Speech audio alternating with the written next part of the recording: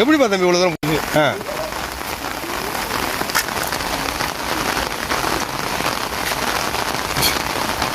இங்கே தான் இருந்ததா காரோட காலியா உள்ள கொள்ள மாடி இரும்பு கூட தெரியுதா?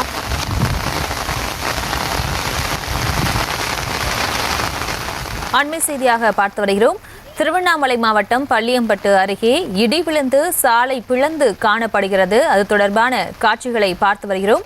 மேலும் விவரங்களோடு இணைகிறார் இந்த செய்தியாளர் சசிகுமார். சசிகுமார் வணக்கம். இடி விழுந்து சாலை பிளந்து காணப்படுகிறது, விவரங்களை வழங்கலாம். வணக்கம். திருவண்ணாமலை மாவட்டத்தில் பெஞ்சால் தாக்கமானது, புயல் மழையின் தாக்கமானது தற்போது அதிகரித்து வருகிறது என்று தான் சொல்ல வேண்டும். திருவண்ணாமலை மாவட்டத்தையே புரட்டி போட்டிருக்கிறது என்று சொன்னால் அது மிகையாகாது. அந்த அளவிற்கு இந்த பெஞ்சால் மழையின் தாக்கமானது அதிக அளவில் காணப்படுகிறது. மேலும் பார்த்தோமே என்றால் திருவண்ணாமலை அருகில் பள்ளியம்பட்டு என்ற பகுதியில் இடி தாக்கி அந்த சாலையானது பெயர்ந்து கிடைக்கக்கூடிய அந்த காட்சிகளையும் நம்மால் பார்க்க முடிகிறது. திருவண்ணாமலை நகர பகுதி முழுவதுமாகவே மழை வெள்ளத்தினால் சூழ்ந்திருக்கிறது என்று தான் சொல்ல வேண்டும். அந்த அளவிற்கு இந்த பகுதிகள் முழுவதுமாக மழையின் தாக்கம் அதிகமாக இருப்பதனால் ஏரி, குளம் உள்ளிட்ட பகுதிகள் நிறைந்து தற்போது அந்த மழை நீரானது வெளியே செல்லக்கூடிய சாலைகளில் நிறைந்து காணக்கூடிய அந்த காட்சிகளை நம்மால் பார்க்க முடிகிறது.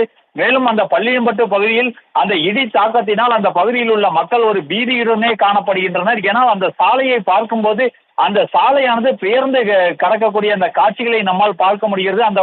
அந்த இடத்தில் ஒரு பள்ளமானது ஏற்பட்டிருக்கிறது. அந்த அளவிற்கு அந்த இடி தாக்கமானது இருக்கிறது.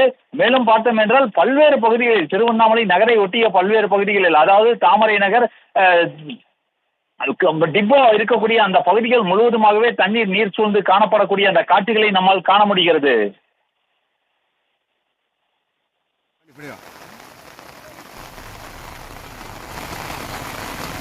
விவரங்களுக்கு நன்றி சசிகுமார்.